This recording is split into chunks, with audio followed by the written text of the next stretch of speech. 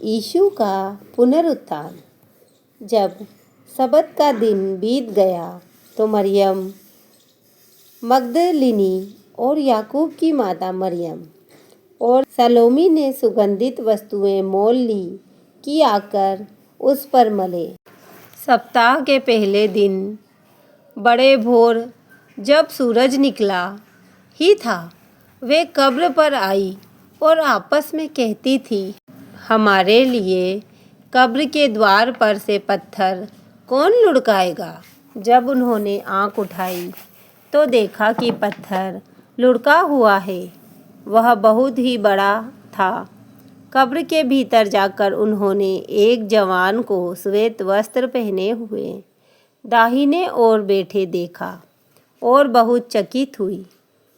उसने उनसे कहा, चकित मत हो, तुम यीशु नासरी को जो क्रूस पर चढ़ाया गया था ढूंढती हो। वह जी उठा है, यहाँ नहीं है। देखो, यही वह स्थान है जहाँ उन्होंने उसे रखा था। परंतु तुम जाओ और उसके चेलों और पतरस से कहो कि वह तुमसे पहले गलील को जाएगा। जैसा उसने तुमसे कहा था, तुम वहीं उसे देखोगे।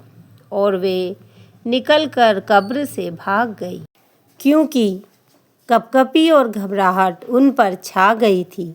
और उन्होंने किसी से कुछ ना कहा, क्योंकि डरती थी।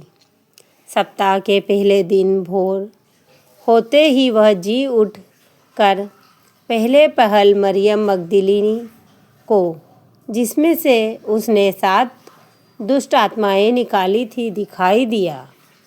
उसने जाकर यीशु के साथियों को, जो शोक में डूबे हुए थे और रो रहे थे, समाचार दिया। उन्होंने यह सुनकर कि वह जीवित है और उसने उसे देखा है, प्रतीति ना की। इसके बाद वह दूसरे रूप में उनमें से 2 को, जब वे गांव की ओर जा रहे थे, दिखाई दिया। उन्होंने भी जाकर दूसरों को समाचार दिया, परंतु उन्होंने उनकी भी प्रतीति ना की। पीछे वह उन 11 को भी, जब वे भोजन करने बैठे थे, दिखाई दिया और उनके अविश्वास और मन की कठोरता पर उलाहना दिया, क्योंकि जिन्होंने उसके जी उठने के बाद उसे देखा था, इन्होंने उनकी प्रतीति ना की थी। और उसने उनसे कहा, तुम सारे जगत में जाकर सारी सृष्टि के लोगों को सुसमाचार प्रचार करो।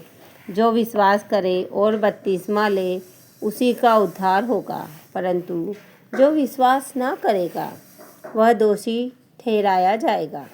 विश्वास करने वालों में ये चिन्ह होंगे कि वे मेरे नाम से दुष्ट आत्माओं को निकालेंगे, नई नई भाषा बोलेंगे, सांपों को उठा लेंगे, और यदि वे प्राणनाशक वस्तु भी पी जाएं तो भी उनकी कुछ हानि ना होगी।